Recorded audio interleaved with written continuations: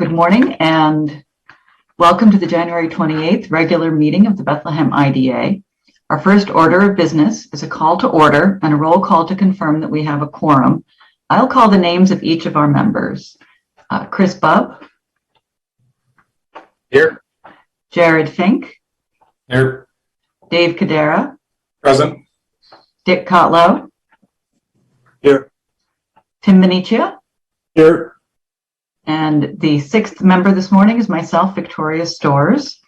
And we currently have one vacancy created when Kate Hegeman resigned. And this morning we welcome her to our first meeting as our agency counsel and executive director. I confirm that we have a quorum and call this meeting to order at 8 a.m.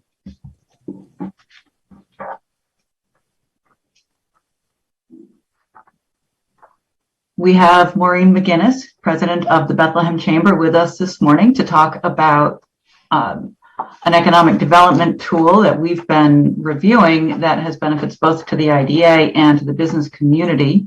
So as usual, when we have a guest, we move through some very basic administrative items and then invite them before moving on to the rest of our agenda. And you'll see that reflected in our agenda this morning. The next regular order of business is to approve the minutes from our regular meeting of December 17th. Are there any questions or amendments?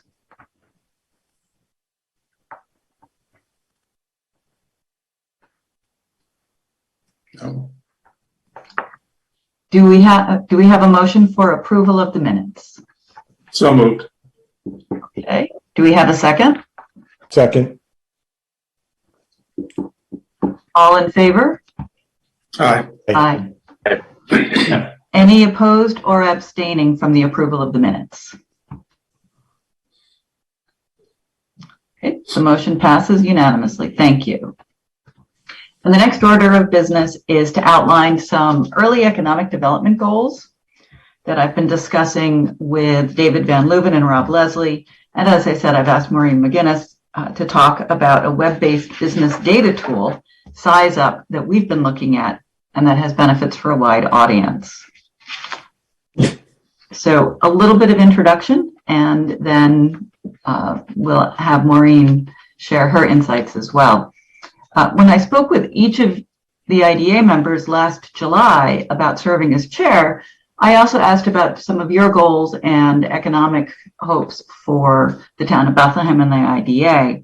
And I learned that a common goal is to find ways for the IDA to be more active in supporting business growth and attracting businesses.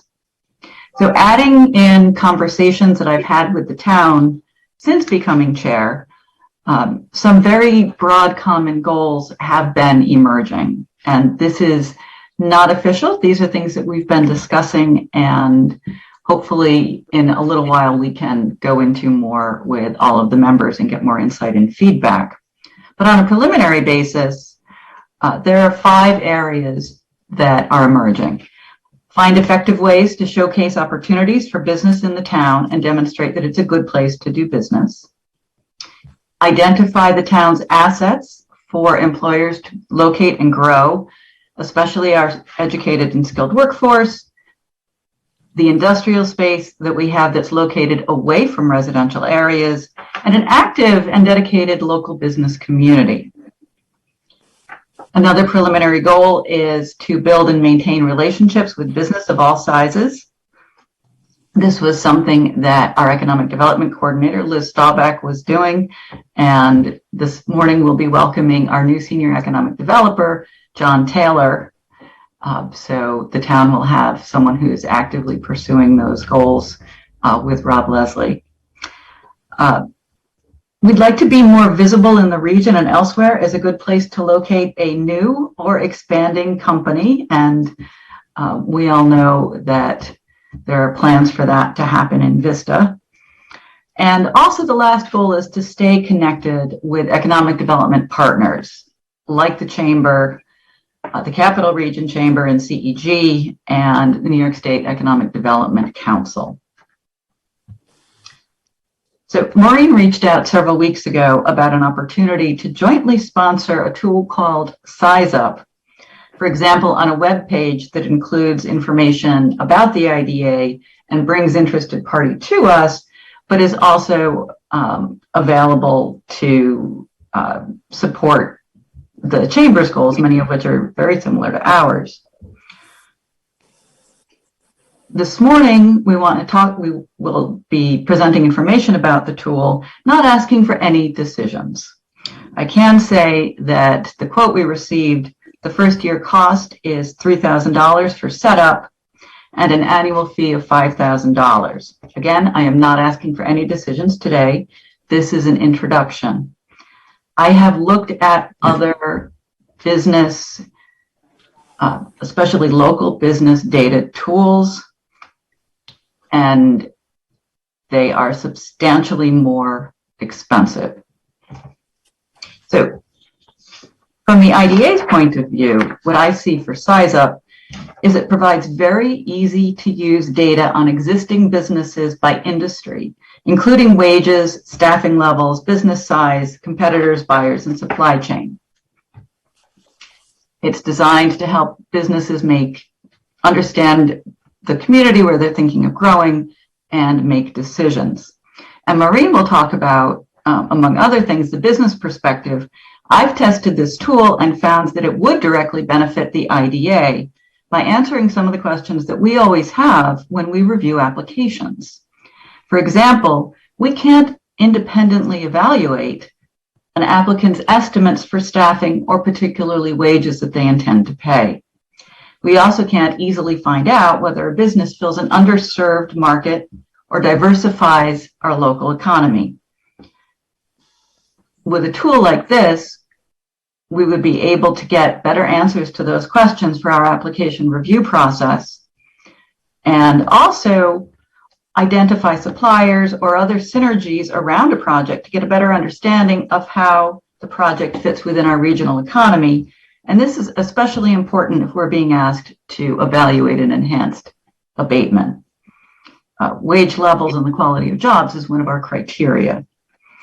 I will, after this meeting, send a link to the site for Colorado Springs, Colorado, where it's available for the public to use.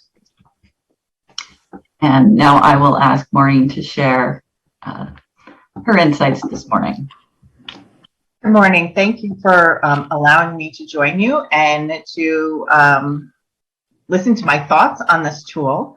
So thank you very much. I also want to say that Victoria and I have been meeting on a regular basis to just stay in communication about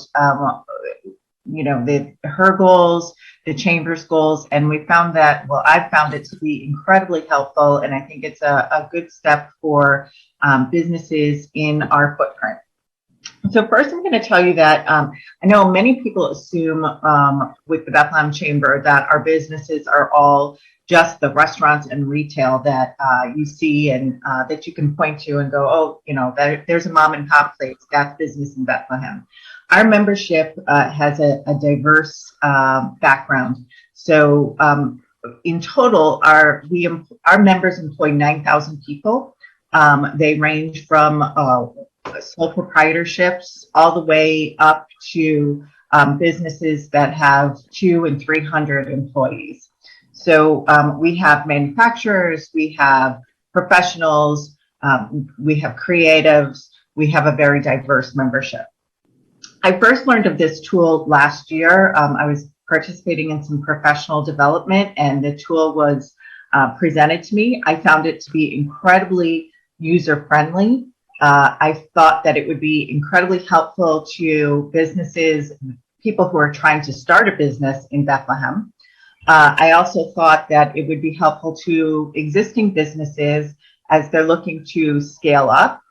I also thought it would be helpful to businesses who are looking to find a location to locate their business. I think it would give Bethlehem a bit of an advantage because it's such an easy to use tool. So I, talked to Victoria about it.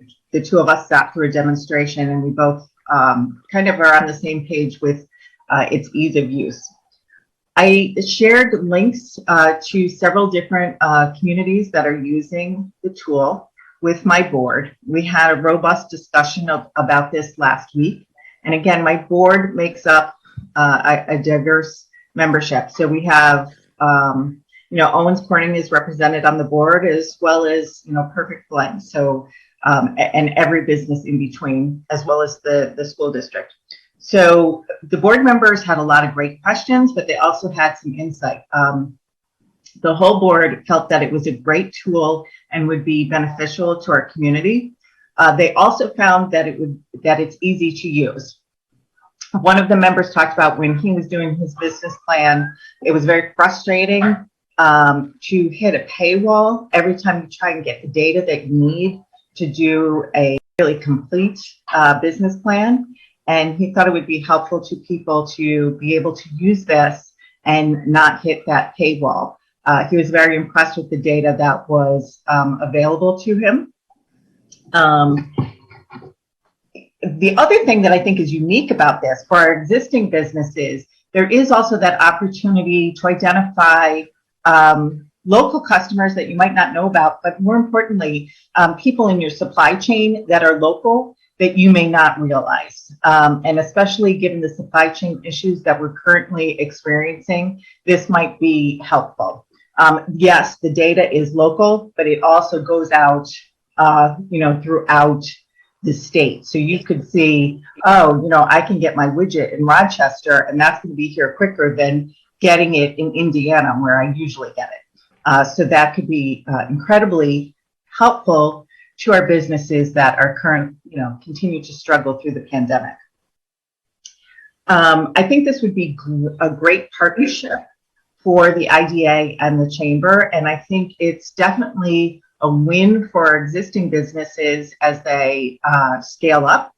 And I think it gives Bethlehem a unique opportunity as they continue to recruit new businesses. I live in Schenectady County. So as you know, business recruitment kind of happens in a different way in Schenectady County. I used to work in Rensselaer County, and business recruitment happens in a different way there as well. And then in Albany County, each municipality is kind of, doing their own. And this would give Bethlehem a definite advantage, because I could be sitting in my home office in Ohio saying, I really want to hit that, job market in New York. Ooh, look, this place in Bethlehem, New York looks good, and I can get the data.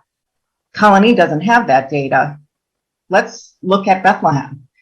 So I think it's an interesting tool, and I hope we can explore this possibility together. Thank you, Maureen. Please feel free to stay with us. I'm going to ask if there are questions or comments. We'll come back to this issue and have more discussion, but I particularly want to ask John, who hasn't been introduced yet, but John, you have used this tool, and you're familiar with this tool from your prior work, and also with some of the much more sophisticated and more expensive tools. So if there's any insight that you'd like to share, please feel free.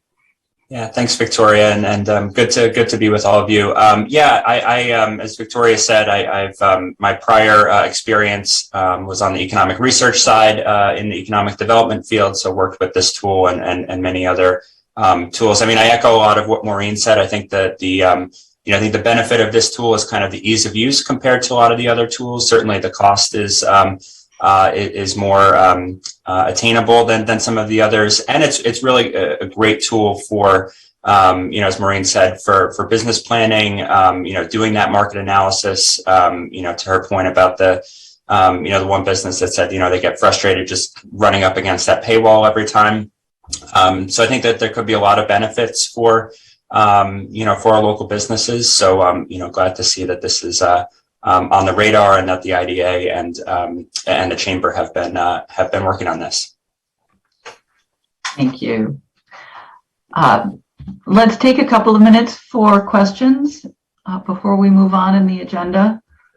I will be circulating a link to the tool, and am happy to have a one-on-one or two small group discussions to walk you through, show you what I've learned and share more about why I think this will be able to help us as members conduct our regular business when we have an application. I have just one quick question, Victoria. Is this tool something that should be sort of jointly, I don't know if owned is the right term here, but owned by the town and the IDA as opposed to just the IDA? And is this something that the town would actually benefit from, not just the IDA, correct? Maybe that Rob can answer that, or John. I haven't had conversations with Rob and John specifically about this, but please share what thoughts you can this morning. Yeah, I mean, certainly we're, it'll help any business or any interested business coming to Bethlehem. So certainly it would benefit the town as well as the IDA. In particular, I think, for those businesses, as we operate our microenterprise grant program, certainly there's a connection to those businesses looking to expand and requesting microenterprise funds, or those new businesses looking to locate in Bethlehem. So there's certainly would be a benefit for the town. I think it's a matter of, cost and annual costs. And so that's something I think we'd have to think about. Okay. With regard to the microenterprise, I had served on that committee as well. And a lot of times we get business plans submitted and they aren't the greatest. And I think that's because of the lack of data, right, Maureen? So, I think that's going to be helpful on that end as well, as Rob said. I would like to see, if possible, a partnership between the chamber, the IDA, and the town on this product. I think that would be an important, I think it would be a dynamic partnership, first of all. I think it would send a great message to the community about how we all work together. And I think it would send a great message to businesses that we're looking to locate in our community. Certainly, we have a website that has the ability to host it, and we get significant number of calls from people who are, looking to start a business. We do a lot of relocation packs. We field a lot of calls about that. And then we do refer people to the town. So we have the ability to host it. And then, obviously we can link to the other resources. But, I think it would be a nice trilogy if we worked together.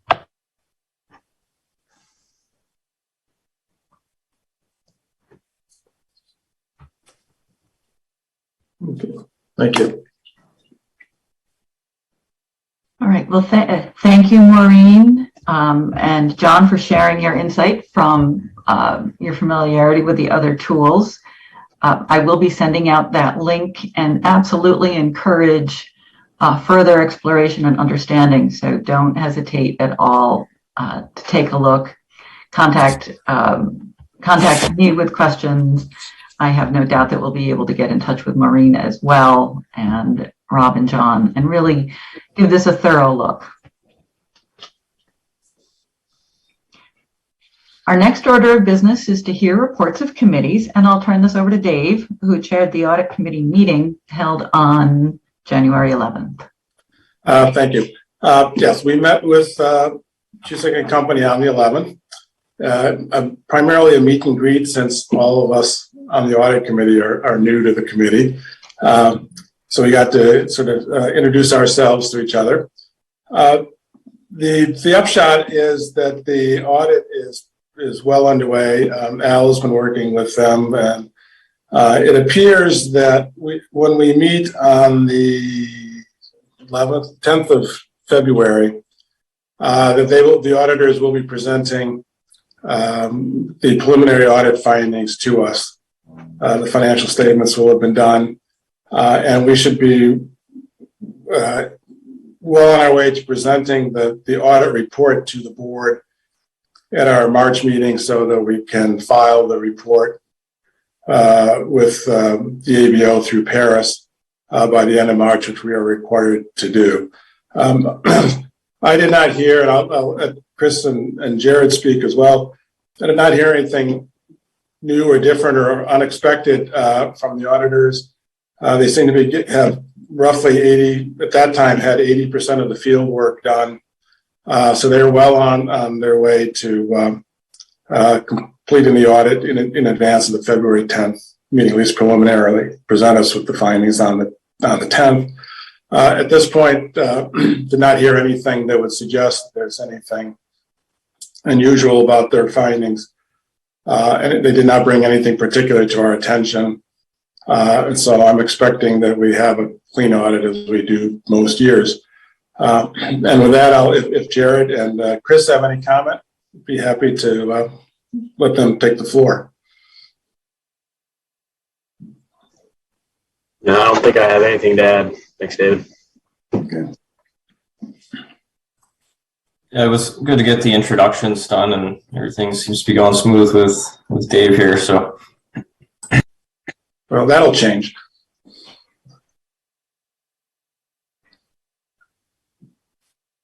We'll give you a Okay. chance to be smooth about the minutes then, Dave, since you still have the floor.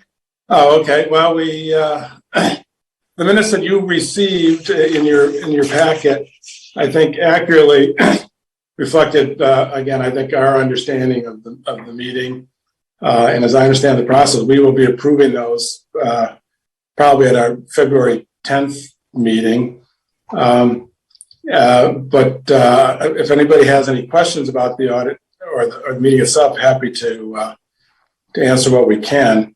But I think the minutes that you received are pretty comprehensive and should give you a pretty good picture of where we stand today with the audit. And since we haven't approved the minutes, I guess there's nothing for the full board to do at this point other than review the audit committee meeting minutes. Thanks, Dave. Mm-hmm. Anything else for Dave on the audit committee? Let's move on to communications. I will cede the floor to Kate as executive director on the subject of communications. Okay, as you might recall, annually we get our bond allocation. So the letter is in the packet there.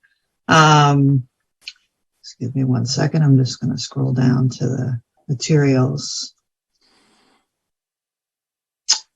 Yes, so our bond allocation for 2022 is $642,173. From what I understand in the history of our bond allocations, and maybe Joe can chime in, we usually send that back or waive that, correct? Because we don't need it. Yeah, if you want, Kate, I can jump in. That bond volume cap allocation is a limitation, if you will, on the ability of the IDA to issue certain types of bonds under the Internal Revenue Code, manufacturing bonds, solid waste disposal bonds, and each IDA in the state is given an allocation, as Kate indicated, and there is a statewide bond reserve cap. So if you were in a position that you needed additional cap, you could make application for that, and we could obviously work with Kate in facilitating that. But you're right, over the past several years, that cap has been sent back to the state because the IDA has not been issuing bonds for the last 3 or 4, well, probably 5 to 10 years on those types of bonds. And if there's any questions, I'm more than happy to answer them. Okay, thanks, Joe. That was all we had on that, Victoria. Okay, thank you. So we'll move on to old business, and Rob Leslie is here for the planning board update and formally to introduce John. Hi, good morning, everyone. So yeah, starting with our planning board update, a couple of projects going on. The planning board continues to move ahead with a review of the Port of Albany expansion project. That's the project proposed by Marmon, Wellcon, Equinor for the wind tower manufacturing facility. This week, the board received the final supplemental environmental impact statement, and that is the portion of the EIS that responds to public and state agency comments. So it's a critical step. The board is reviewing that with planning staff and our engineering consultants with a goal of accepting and approving that final EIS through the month of February. So we're looking to use the month of February to finalize that document and get it approved. So that would be a big step for the permitting and procedural planning for that project. Plug Power at Vista, that has also made progress. In January, the planning board approved the seeker negative declaration determination. And so now the next step is for planning board approval of the site plan and subdivision application. This project is a bit unique in that the location is located in both the town of New Scotland and the town of Bethlehem. So the review track has been consistent in both communities. Both communities have been meeting close to biweekly and are along a similar approval track, expected sometime in early February. And then with that approval, it's expected that Plug Power would begin construction sometime at the end of February. So I think that's it's an exciting project, as we all know, and certainly a priority for Bethlehem. And I know New Scotland is also making it a priority for their review as well. Along the same Vista Tech Park location, we have a new proposal for a 9,000 square foot medical office building at 15 Vista Boulevard. And that's the location between the Cornea Consultants building and ShopRite. There's a pad site there that would be easily developed. The proposal here is by Glaucoma Consultants of the Capital Region, again for a 9,000 square foot medical office building. We recently, regarding the Development Planning Committee, and this is kind of a concept level stage in our planning efforts. Applicants propose a concept plan for development and meet with all town departments involved in the permitting phase. So that includes highway department, engineering, public works, building, and planning as well, to really give some initial comments to an applicant to help streamline the review process. And we recently, in our January meeting, heard about reoccupancy of the tollgate site on New Scotland Road. The applicant is proposing to reopen essentially the ice cream shop at the back building closer to the rail trail. And then they also suggested that they have interest from restaurants to occupy the existing building at the front. So nice to see interest in reoccupancy of some vacant space in town, and to kind of get those sites back up to utilization. And then finally, on the Development Planning Committee side of things, we have a upcoming February meeting where we will hear an application from Malm Realty for a location at their Hamilton Lane site. They're proposing a 50,000 square foot warehouse building. If folks are familiar with Hamilton Lane, it's that lone street just off of 9W over by Stewart's as you're heading out of town, over by Stewart's and the Cypress Shriner site.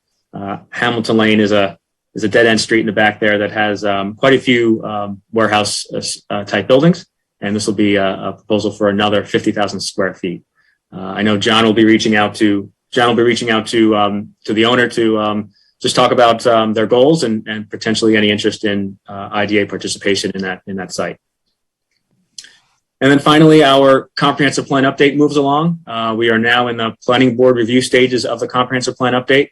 In order for comprehensive plans to be adopted by our town board, ultimately, the planning board needs to provide a recommendation. So through the month of February, our planning board will be reviewing the draft plan and then making a recommendation back to our comprehensive plan update committee. The ultimate approval of the comp plan is expected by the end of May.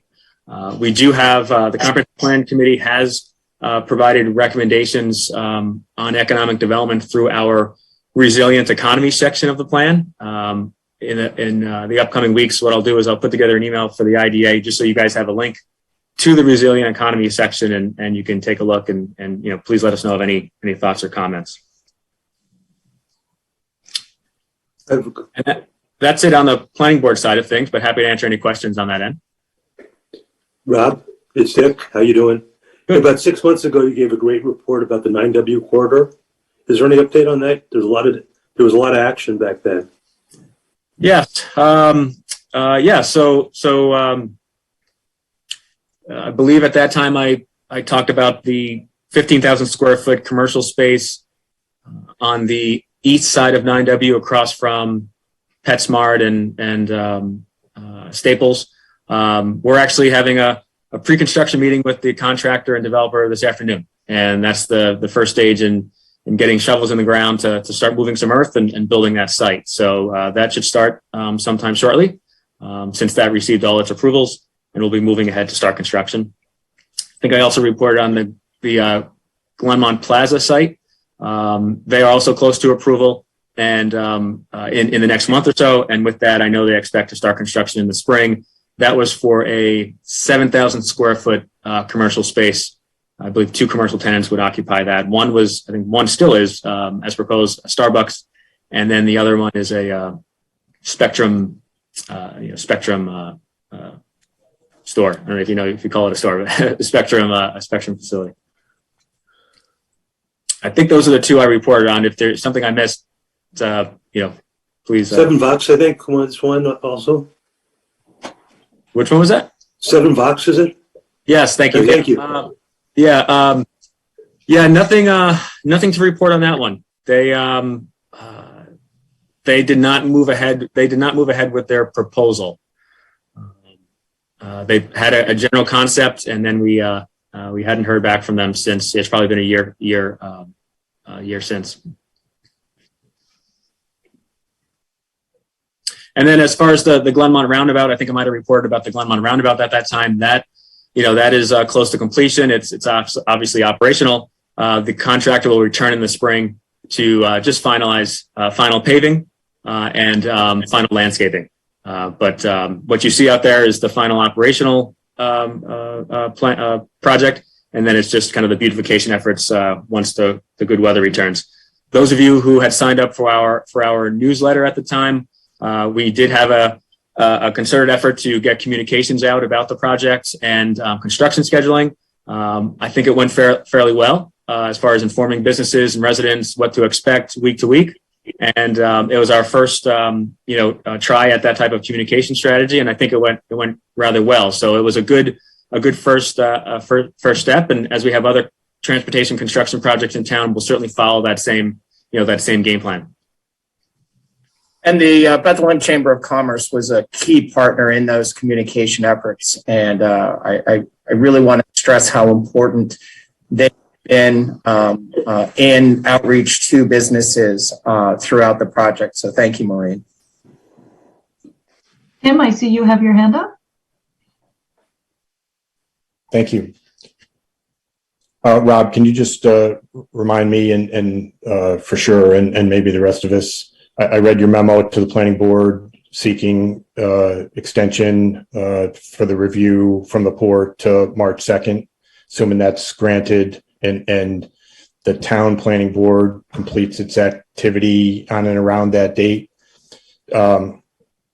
Is there another step that relates to the county planning board that would happen after March 2nd, or I'm just trying to get a better sense of when all of that review and approvals might take place, leading to possible activity by us. Sure. I'll first talk about the supplement. The memo you're referring to is a memo I provided to the planning board regarding the final supplemental EIS. And once the planning board accepts and approves and files, and I'm using terms specific, so just bear with me, files the final EIS, they have then, they have to wait at least 10 days to accept what's called a finding statement. And the statement is the portion of the EIS that says, here are the impacts, and this is the mitigation that should be followed. So that would happen sometime in mid-March if, we have to wait at least 10 days to do that. Once that's completed, then I believe the IDA would be able to, advance its participation with the port's application. You mentioned the county. The county planning board is really associated with the site plan application. So it's that's a different step on a different track, and does not relate to the final supplemental EIS. Thank you.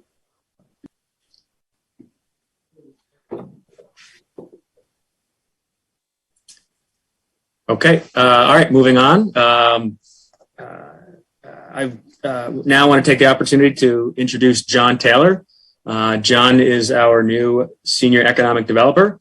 Comes with a lot of background and experience in planning and economic development. A great addition to our team here, both at the IDA and in the town's Department of Economic Development and Planning. And John, in addition to the background in economic research, Victoria mentioned, John, previous experience comes from the Delaware Avenue Prosperity Partnership, which is, I believe, the state of Delaware's economic development arm, somewhat similar to our Empire State Development Agency. And so it's great to have John's experience at the state level, looking to apply to our local initiatives. So John brings a wealth of resource and experience, and we're glad to have him here.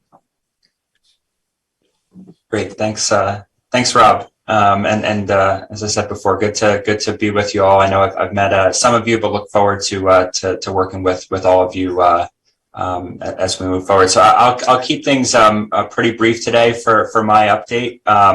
Really kind of my immediate priority these first couple of weeks has been getting the microenterprise grant program up and running.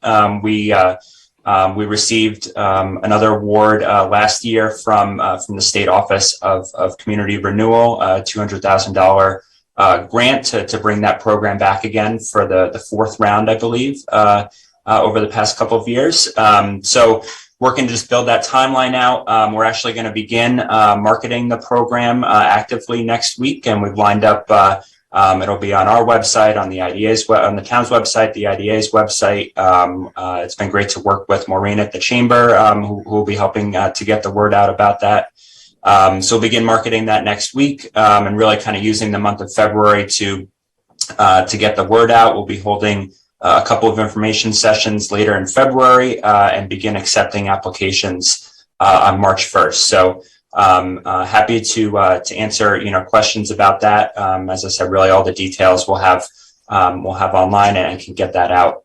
So really excited to continue that program. I know it's been I think really a feather in the cap for the town for the past couple of years. A great support to our small businesses. So excited to keep that going.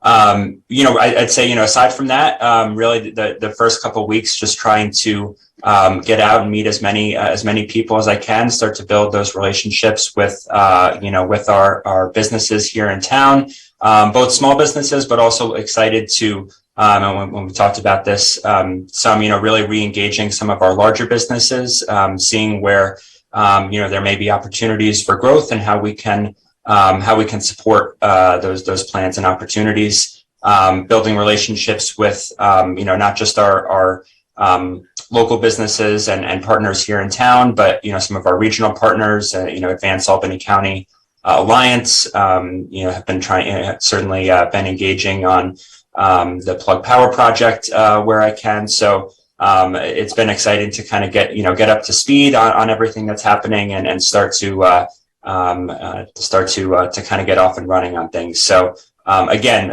looking forward to working with all of you and providing continuing to provide regular updates as we go. Thank you, John, and thank you, Rob. Any questions for our planning team?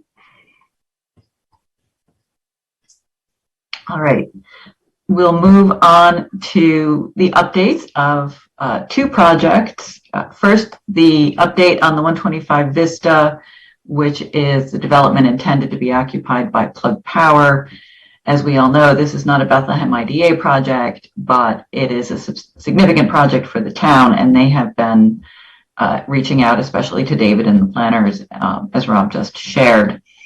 So the Albany County IDA held a public hearing last night at our town hall and online. Thank you, those of you who were able to view it online. David, Kate, and I, and John were there in person. David had been asked to make some remarks. The purpose of the public hearing, exactly as we do, was to solicit views on the financial assistance package requested by Columbia Development for the facility. There were no members of the public speaking at the meeting. The Albany County IDA is holding the public hearing technically open for a few more days to continue to solicit public comment. And as they stated in their published materials about the public hearing, it is their goal to have the application, the results of the public hearing, be evaluated and possibly voted on at the County IDA's February 9th meeting. So that's the update on where the County IDA is right now. Are there any questions about their plans or process?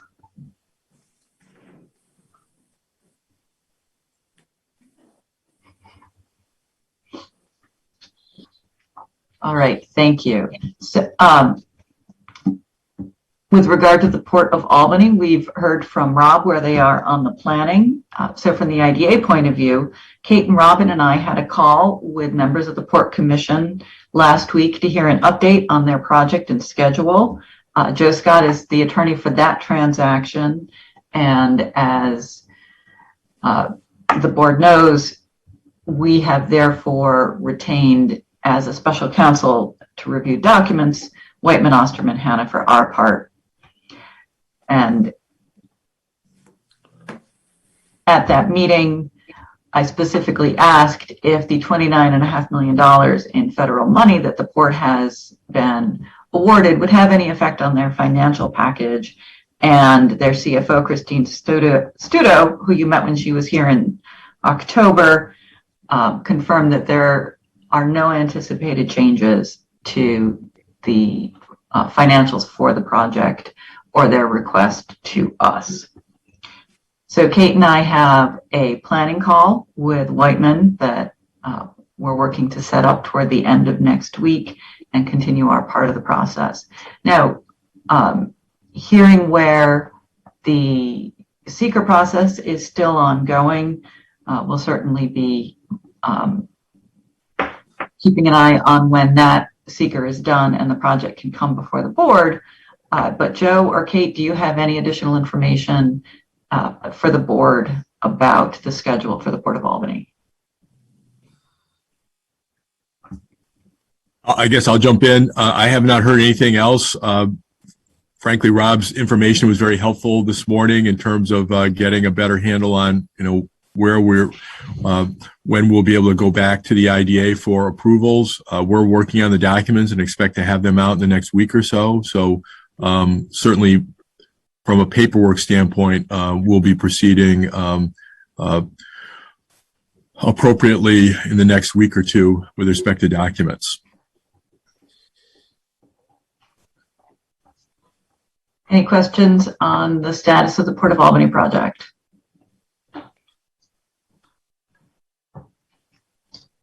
All right, let's move on to item 8, new business, and I will ask Al to go through the financial statements.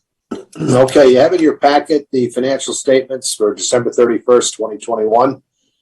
The statement of net assets, our cash account balance was $424,865.01. Other current assets included a fee receivable of $19,291.94. This represents our best estimate of the November and December PSEG reimbursement. I based it on prior month's activity throughout 2021. So our total other current assets are $19,291.94, giving us total current assets and total assets of $444,156.95. We had no liabilities at the end of the year. The last week of every calendar year, we settle up with the town for the reimbursement for the salary that was paid to Tom Conley. And I had already earlier in the month paid him the second half of our service fee with the town. So at the end of the year, we had no liabilities, meaning that our net assets were $444,156.95.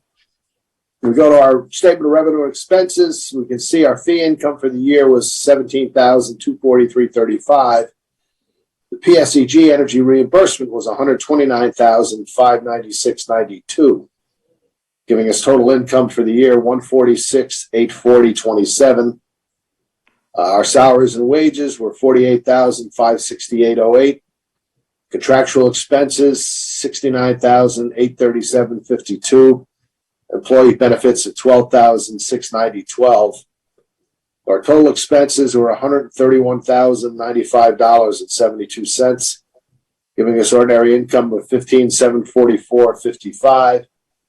We had $76.64 of interest income, and we did one $500 grant for the PPE reimbursements to businesses in the town. So our net income after those items was $15,321.19. We compare the actual to the budget to see why that, what happened. And as you can see, our fee income was down $35,500.65. And that's essentially because we did not close any projects last year. On the plus side, the PSEG energy reimbursement was considerably higher than we had budgeted, simply because they were online with all of their facilities, and people were using a lot more energy, a lot more power. On the expense side, our salaries and wages were, of course, as budgeted. Contractual expenses were $5,262.48, below what we budgeted. That's not unusual. That's usually how we do it every year. We always have an extra cushion in our budget for contractual expenses in case we have any special outlays for councils above and beyond the normal work. Employee benefits, that came in a little higher. I had estimated it low based on the prior year, but when we closed out everything with the town, that's the difference. So on the income side, we did $56,096.27 better than budgeted. On the expense side, we were $687.28 less than what we thought. Let's take a look at it.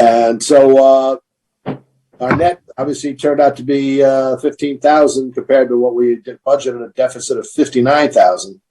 So we did $74,660.19 better than expected. Those should be the numbers that I presented today should be the numbers on our financial statements based on the first draft that I got from the auditors the other day. So if anybody has any questions, I'd love to answer them.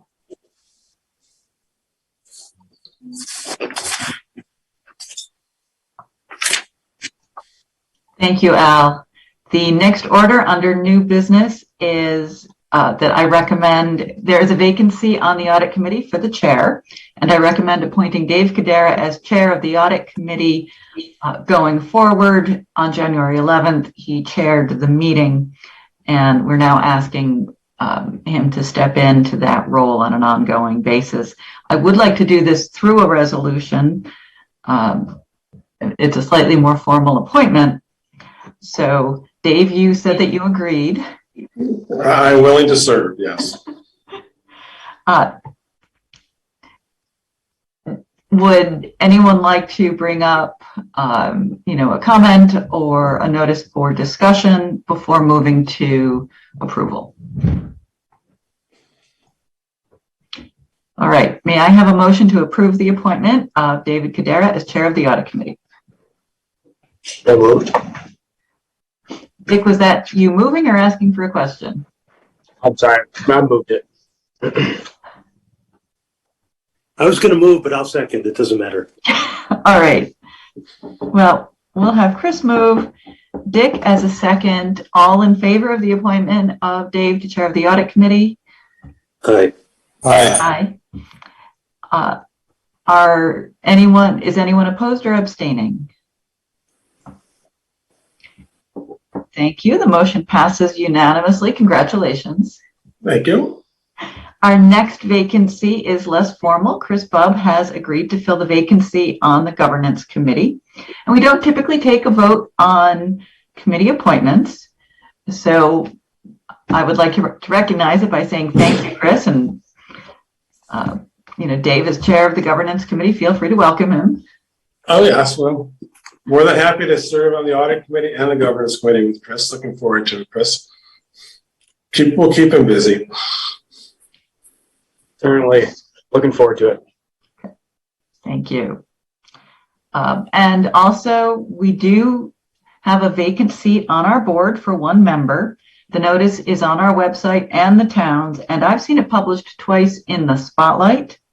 I will point out that oftentimes someone who's already on the board or at the town knows of someone who's expressed interest or is particularly skilled or qualified and would serve well. So, I will continue to ask. Feel free to make recommendations, encourage appointments, in addition to the public notices that are out there. And Kate, I see you have your hand up. Yes, I just wanted to give an update because yesterday I did take 2 calls from potential members, just generally asking questions and then showing interest in the position. So I would just state that we probably should leave it open for another 30 to 45 days, mostly because some folks who might want to be in the position have to get clearance from state ethics board and, things like that. So there definitely is interest. People are seeing it. So I would just recommend we keep it open for a little bit longer. I think we have 1 application. So that would just be my recommendation.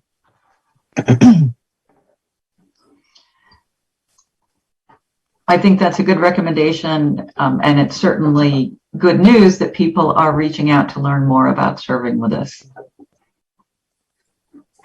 And just Victoria, to echo Kate's comments, I received email as well, and I do need to get back to somebody who is wanting to learn more about the IDA and potential commitments responsibility. The town board seems to be actively, telling people to find out more about it and things like that. So they're clearly helping move the process along.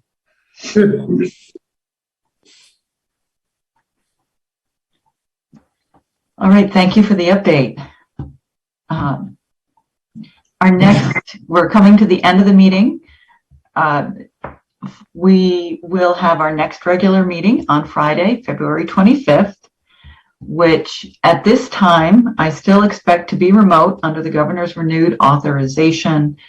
I continue to communicate with the town about safety for meetings and the COVID safety requirements at town hall. I think we were able to meet one time in person in 2021 at the July meeting, and I personally am looking forward to being able to see all of you again in person in a safe environment where we're all comfortable and able to attend.